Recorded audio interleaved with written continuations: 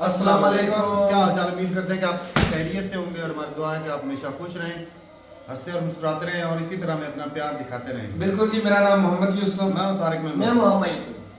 तो आज हम जिस वीडियो पे रिएक्ट करने जा रहे हैं, वीडियो का टाइटल है India declare Canada based gangster as a terrorist. World affairs की वीडियो भाई काफ़ी चीज़ें सीखने को मिलेंगी। कौन करते हैं 3 2 1 वीडियो स्टार्ट।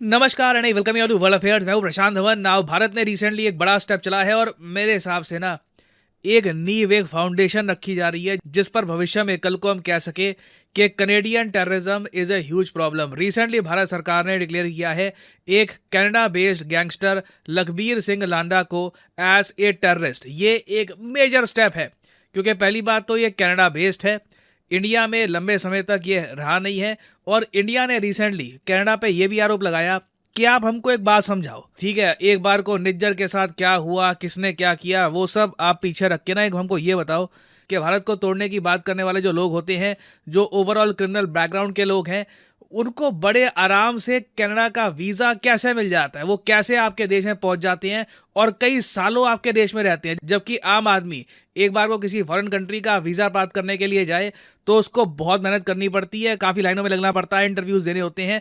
ये लोग किस तरीके से इतनी आराम से कनाडा में पहुंच जाते हैं, ये जेन्युइनली एक बहुत ही बड़ा क्वेश्चन है। और लखबीर सिंह को देखिए एक आतंकवादी डिक्लेयर करना एक मैं कहूँगा बहुत ही इंपॉर्टेंट स्टेप है क्योंकि ये आदमी जुड़ा हुआ था बब्बर खालसा के साथ। बब्बर खालसा एक आतंकवादी संगठन है। इस ग्रुप को भारत सरकार ने काफी समय पहले एक आतंकवादी संगठन डिक्लेयर कर दिया था। तो लखबीर सिंह पे आरोप यह है कि ये बब्बर खालसा के साथ जुड़ा हुआ है।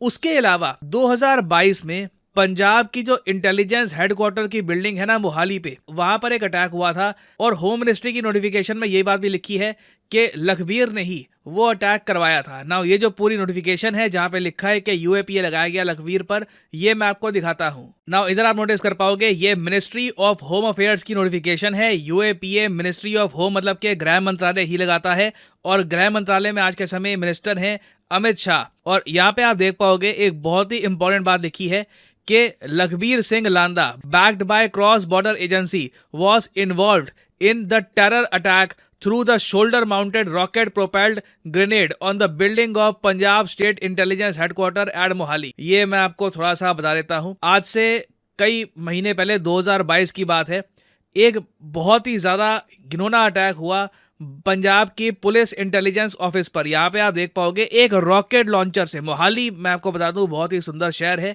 आपको पता होगा बहुत ही फेमस क्रिकेट स्टेडियम भी है वहां पे। मोहाली जैसे शहर में क्या होता है कि ये लोग रॉकेट लॉन्चर से पंजाब पुलिस का जो इंटेलिजेंस ऑफिस है उस पर अटैक करते हैं। ये ट्रूली शॉकिंग था। इससे पता लगता था कि इन लोगों के पास कितनी पावर है, ओडेसिटी कितनी है इनकी और ये लोग कितने निडर हैं। जैसे ही अटैक हुआ उसके बाद एनआईए की जो टीम है वो पहुंची और बहुत ज़्यादा डीप इन्वेस्टिगेशन स्टार्ट हो गई इस पूरे इंसिडेंट पर।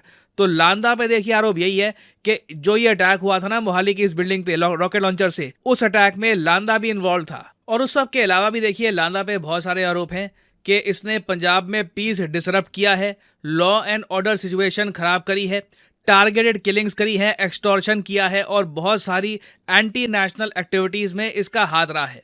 और कैटेगोरिकली ये एक ओपन एंडेड वारंट इशू किया गया है लांदा के अगेंस्ट के जहां भी मिले इसको सीधा जेल में डालना है। और सरकार ने कैटेगोरिकली ये कहा है कि हम मानते हैं कि ये आतंकवाद में इन्वॉल्व है और ये एक आतंकवादी है और आज के समय ये कनेडियन धरती पे है। अब यहाँ पे आपका क्वेश्चन आएगा कि चलो ठीक है, हमने तो आतंकवादी डिक्लेयर कर दिया, इसके बाद क्या होगा? अभी रिसेंटली आपने सुना होगा हाफिज सईद के केस में। हाफिज सईद को India, UN, USA, various agencies, दुनिया भर की कई कंट्रीज ने उसको एक आतंकवादी डिक्लेयर कर रखा है। इंडिया ने अब रिसेंटली बिल्कुल एक आप कह लो लॉ एंड ऑर्डर फॉलो करने वाली कंट्री की तरह पाकिस्तान को ये कहा कि देखिए आप हाफिज सईद को हमें सौंप दीजिए, he has to face the law in India. Obviously Pakistan इसको लेकर कुछ करेगा नहीं, बट हम लोगों ने अपनी तरफ से जो एक आप कह लीजिए फॉर्मेलिटी थी वो पूरी करी। नाउ कनाडा के केस में क्या हो सकता है? देखिए 1987 में भारत और कनाडा के बीच में एक एक्स्ट्राडिशन ट्रीटी साइन हुई थी, जिसमें लिखा हुआ था कि अगर कोई कैदी है कनाडा में तो उसको इंडिया में एक्स्ट्राडाइट किया जा सकता है अगर केस की डिमांड होती है। तो इसका प्रावधान है और आज से कई साल पहले कुछ एक्स्ट्राडिशंस हुई भी हैं।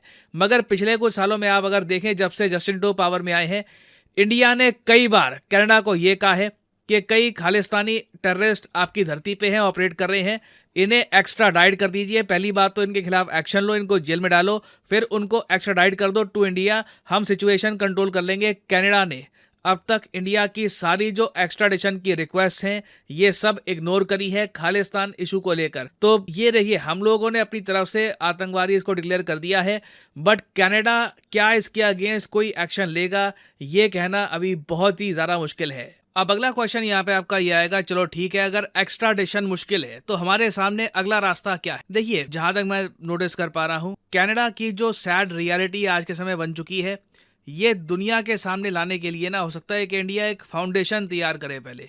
क्योंकि देखो, जिस तरीके से पाकिस्तान के अगेंस्ट हमने ओपनली एविडेंस प्रूव किया, दुनिया को दिखाया, फिर बाद में ऑफ कोर्स कई कंट्रीज़ ने और भी ये बात भी नोटिस करी कि पाकिस्तान में ओसामा बिन लादेन छुपा हुआ था, तो जेन्युइनली पाकिस्तान एक एपी सेंटर है टेररिज्म का। हमने ये बात दुनिया को बताई। ना धीरे धीरे ना इवेंचुअली हमको ये बात भी दुनिया को बतानी होगी कि कनाडा हार्बर कर रहा है कई आतंकवादियों को जो इंडिया को हार्म करना चाहते हैं। ना ये करना आसान नहीं होगा। कनाडा एक बहुत ही इन्फ्लुएंशियल कंट्री है, पाकिस्तान से कई गुना ज़्यादा इन्फ्लुएंशियल कंट्री है, इनके पास सॉफ्ट पावर है, दुनिया में कई देश इनकी सुनते हैं। बट एक आप कह लीजिए टेरर फंडिंग का इशू इंडिया रेस कर सकता है FATF में, मुझे लगता नहीं है अगेन कुछ ज़्यादा होगा। आई रियली डाउट USA भी कनाडा को इस इशू में कुछ ज़्यादा झटका सहने देगा, बट एटलीस्ट हम अपनी तरफ से कोशिश कर सकते हैं कि कैनेडियन गवर्नमेंट में कहीं ना कहीं इस बात को लेकर अवेयरनेस जागे कि एक एक्स्ट्राडिशन ट्रीटी है दोनों कंट्रीज के बीच में और उसे ऑनर करना चाहिए। और फाइनली यहाँ पे मैं आपसे एक क्वेश्चन भी पूछूंगा। क्वेश्चन यहाँ पर यह है कि आज के समय भारत की जो पहली AI सिटी डेवलप की जा रही है, आर्टिफिशियल इंटेलिजेंस वाली सिटी, ये कौन सी होगी? ये है यहाँ पे आपकी ऑप्शन। रिसेंटली इस टॉपिक से रिलेटेड बहुत सारे आर्टिकल्स पब्लिश किए गए हैं, तो ये है आपकी ऑप्शंस, लखनऊ, जयपुर, चेन्नई या फिर दिल्ली। कमेंट सेक्शन में करिए उत्तर, कौन सा शहर बनेगा भारत की पहली AI सिटी। और अनअकैडमी के देखिए ऑफर चल रहे हैं आज के समय, ये जो ऑफर्स हैं इनको आप यूज कर सकते हैं टू गेट डिस्काउंट। तो कमेंट सेक्शन में लिंक आपको मिल जाएंगे, आप यहाँ पर कोर्स ओपन करके you can use the code PD10 और आपको डिस्काउंट मिल जाएगा। और जो सेल्स टाइम टू टाइम आती रहती है इनका भी आप लाभ उठा पाएंगे। So this is the end of the video, thanks for listening and as always may the gods watch over you.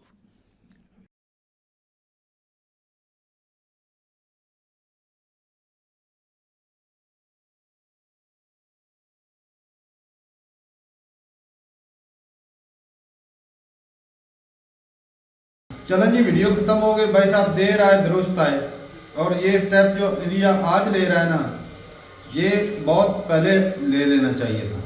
चलो, लेकिन ये कि भाई जिस तरह पाकिस्तान में जो दहशतगर्द हैं वो इंडिया UN में आवाज़ उठा के पाकिस्तान ग्रे लिस्ट में भी जाता है और कितना अर्सा रहा भी है, और बाकायदा UN के डेजिग्नेटेड टेररिस्ट बन गए, क्योंकि आवाज़ इंडिया सबूत पेश करता था UN में।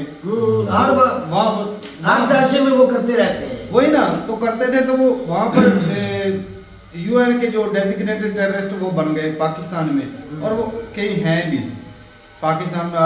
सच्चाई भी है भाई, इसमें कोई झूठ भी नहीं है। लेकिन ये कि अब जो है कनाडा का जो ये सिर्फ होता है ना कि एक कंट्री ने डिक्लेयर कर दिया, जिस तरह पिछले दिनों कुछ हुआ था कि पाकिस्तान का एक दहशतगर्द था, वो जी एक दहशतगर्द जमात वो इजराइल में डिक्लेयर की थी कि हमने भाई इनको दहशतगर्द उन्होंने डिक्लेयर कर दिया। उन्होंने कहा कि हमने अपना काम कर लिया है, आगे काम जो है इंडिया का रह गया है कि वो हमास को भी एक ना टेररिस्ट ऑर्गेनाइजेशन तंजीम बना दे। तो इंडिया ने अभी तक वो स्टेप नहीं लिया। लेकिन भाई एक यहाँ पे सवाल ये उठता है कि एक आम कंट्री जो है वो दहशतगर्द डिक्लेयर करता है, तो क्या दूसरे कंट्री भी उसको वैसा मानते हैं कि नहीं मानते? तो इस बारे में भी ज़रूर बताइएगा। क्या अगर इंडिया ने इनको दहशतगर्द जो डिक्लेयर किया है, तो क्या ये UN में या ग्रे लिस्ट में डालने के लिए, क्योंकि साफ है अमेरिका में भी ऑलरेडी पन्नू बैठा हुआ है और वो उसने खुले धमकी भी दे रहा है। धमकी भी दे रहा है इंडिया को। क्या वो दहशतगर्दी का जुमरे में नहीं आता? क्या? वो जो दहशत की बात वो कर रहा है, बिल्कुल दहशतगर्द उसको है। पकड़ के ला सकते हैं। जिस तरह कल वीडियो में कह रहे थे कि हाफिज सईद को ची हुई कहाँ से? इंडिया को वापस हेलो, दिया, इंडिया को दिया जाए। कहीं से ची हुई कनाडा नहीं के हुई। खिलाफ तो अब उसको बेस बता दिया गया कि दहशतगर्दों का घर है, घर है, दहशतगर्दों को वहां पनाह दी अब जाती आप है। उठाकर लेकिन अमेरिका कल के हमने खिलाफ आप तो कल कोई- मतलब आप नहीं थे ना, आपके तो जिस तरह वो दादी की फौत हुई थी तो, लेकिन यूसुफ साहब नहीं थे। कल वीडियो थी हाफिज सईद को इंडिया ने देखा है कि इंडिया चाहता है हाफिज सईद जो है ना वो इंडिया को दिया जाए। मेरा सवाल ये है कि हाफिज सईद अगर इंडिया को दिया जाए, जो कि मैंने कहा था कभी भी नहीं देगा पाकिस्तान, इंडिया अक़वाम मुत्तहिदा छोड़ के दुनिया की अदालत में कहीं भी चला जाए इंडिया, जितना जोर गाल है हाफिज सईद को कभी भी कोई वापस इधर नहीं देगा। एक बात आप आवाज उठा रहे हैं कनाडा में, उस बंदे को कह रहे उधर कह रहे वो कंट्री दहशतगर्दों को हवा दे रही है या पनाह देती है। फंडिंग करती क्या है। इसी तरह आप अमेरिका को कहेंगे कि ये दहशतगर्दों को पनाह देते हैं? ये शुरुआत हुई है। क्या आप पन्नू को कहेंगे वो दहशतगर्द है? वो आपके घर के अंदर शुरुआत- ये 19 तारीख को फाइनल हुआ था, उस दिन भी उसने कहा था मैं धमाका कर दूंगा, बाद में उसने कहा मैं ये कर दूंगा वो कर। उसको क्यों नहीं आप कहते वो दहशतगर्द है? ये कानून पास करके जो इंडिया करना चाहता है, क्या उसको पन्नू को भी वापस लाओगे इंडिया में? ऐसा कर सकोगे? यार क्या बात है भाई? ये हो गया कानून, चलो पास हो गया, लेकिन ये है कि एक स्टेप तो ले लिया गया ना। लेकिन तारक साहब ये पन्नू को कभी भी नहीं लाएंगे। क्यों? अमेरिका सुपर पावर है, अमेरिका के आंखें नहीं ये दिखा वो अपने सकते, सिटीजन को नहीं देगा। बात तो वो ये कभी है। भी इंडिया को नहीं देगा। लेकिन ये अपने कंट्री में तो उसको दहशतगर्द बोल सकते हैं तो ना। बोलते रहे ना, वो बोलते रहे। फिर एक बड़ी कंट्री में हाफिज सईद को भी दहशतगर्द बोलते, हाफिज सईद हम क्यों इंडिया को दें? ये भी तो मुझे बता। हर कंट्री के बाकी अपने भाई रूल हैं। रूल्स हैं। वैसे भी जो इंडिया था अपने मुल्क में जो कानून पास करते दूसरी कंट्रियों पे वही थोपा जाए, नहीं ये दौरा म्यार कभी भी नहीं कोई चलने देगा। ये इंडिया की कहीं भी नहीं कोई सुनेगा, ये इंडिया की बात कोई नहीं मानेगा। अपना स्टांस तो उनका क्लियर है ना। तो क्लियर करे ना, हमें उसमें कोई इतराज नहीं। तो भाई सही है। तो जिस तरह मैं तो भाई ये कहता हूँ कि ये देर आज दुरुस्त है, बहुत अच्छा स्टेप है। और जो यूके में है, जो फ्रांस या इटली, जो दूसरे यूरोपियन कंट्री हैं, वहाँ पर भी जो इस तरह की प्रोपोगंडा करते हैं, आवाजें उठाते हैं, भाई उनको भी डिक्लेयर करें। सीधी अच्छा बात है। यार, करना भी चाहिए, उनको भी करना चाहिए। कंट्री के भाई साहब यहाँ पर अब फ्री बलोचिस्तान वाले आ जाएं जरा। हाँ। फ्री बलोचिस्तान वाले, इनको दहशतगर्द क्यों बनाया जा रहा है? एक आपने कहा जर्मनी, इटली, फ्रांस, इसमें ये जो सिख भाई बैठे हैं वो खालिस्तान की आवाज उठाते हैं। बिल्कुल, वो खालिस्तान की वजह से ही। हिंदुस्तान को तोड़ने की बात करते हैं। हाँ, और जो बलोची पाकिस्तान को तोड़ने की बात करते हैं, उनके बारे या में क्या पाकिस्तान कहते हैं? आर्मी पर जो अटैक करते हैं। भाई हम तो उनको दहशतगर्द बोलते हैं। बोलना चाहिए तो ना। बोलते हैं भाई, जो दहशतगर्द जो आर्मी पे अटैक करते हैं दहशतगर्द है भाई हमारे लिए। तो वो बाकी वो कहते हैं कि उनके ऊपर जुल्म कर रहे हैं इंडिया वाले दबाव हमारे डालते हैं। इंडियन भाई बार बार वो कहते हैं बलोचियों पे जुल्म किया जा रहा है। Free Balochistan, free Balochistan. अच्छा भाई, ऐसे नॉर्मली सिखों पे उधर जुल्म तो नहीं होता। नहीं, तो सिख नॉर्मली ऐसे उठकर अपनी हुकूमत के खिलाफ भी तो नहीं है ना। हाँ ये भी तो है। ये कड़ियां तो जुड़ती हैं ना बिल्कुल, कहीं ना वो कहीं। अपनी हुकूमत के खिलाफ तो नहीं है। या वो इंडियन आर्मी पर अटैक थोड़ी ना करते हैं। नहीं भाई, नहीं सिख कि तो- कोई सिख- कोई पंजाब, इंडिया के पंजाब से कहीं ऐसा कभी खबर कोई निकल कर आई है? सारे सिख उनके उन सिख खिलाफ हैं। भाइयों ने अपनी आर्मी पर अटैक किया नहीं किया। नहीं, ऐसे क्यों? असेंबली में भी बोला जाता है खालिस्तानियों के खिलाफ तो है। वो क्यों निकल कर आएंगे सामने? यही तो बात है भाई। पर ये जिस तरह इंडिया कर रहा है ये ठीक भाई भी साहब, है। बहुत ही तगड़ा स्टेप नहीं, अपने कंट्री की अपनी हिफाजत कंट्री की हिफाजत के लिए भाई। हाँ इंडिया ठीक कर रहा है, लेकिन ये करना कि जिसको आप डिक्लेयर कर देंगे ये दहशतगर्दी है। और वही काम पाकिस्तान भी करता है, हाँ। लेकिन इनका ये दोहरा म्यार है। फिर पाकिस्तानियों को कहते हैं कि ये जुल्म कर रहे हैं। बिल्कुल, आप कर रहे हैं तो वो अगर- जिसको जो आरोप लगा दे ठीक हो गया। पाकिस्तान भी तो यही करता है। कश्मीर, जम्मू कश्मीर में जो इंडियन यार आर्मी वो पे- मामला अलग है। वो मैं अलग सिर्फ नहीं, बलोचिस्तान नहीं, वाला मामला मामला सेम ही है। नहीं, सारा बात बलूचिस्तान की नहीं, जब की बात होती है बलूचिस्तान की बात वो करते हैं बेस ना। की बात आप ये भी तो देख रहे हैं, ये तो नहीं लेकिन अपने कि कंट्री जम्मू की तरफ ना जा, वो उसकी तरफ बात ना कर आप। वो तो मामला ठंडा हो गया, आप तो ठंडा ना करे ऐसा कुछ और कभी हो। वहाँ पर भी वो जो तो इंडिया की तरफ से फिर पाकिस्तान में फंडिंग नहीं होती है। होती है, यार करते हैं वो बलूचिस्तान के अंदर होती है, इंडिया फंडिंग करता है, ये सबको पता है। सेम मुद्दा वही हुआ हाँ। पाकिस्तान करता है। अगर इंडिया ये कहता है ना कि ये फंडिंग करते हैं पाकिस्तानी एजेंसी वाले, इनके वो कहते हैं, गुरमीत सिंह की मैं एक वीडियो देख रहा था, इंडिया की ही रिपोर्ट है, वो भी वर्ल्ड फेयर की रिपोर्ट है, उसके अंदर बताया गया कि इतना पैसा इंडिया के पूरे बिजनेसमैन या किसी के पास नहीं जितना पाकिस्तान आर्मी के पास है।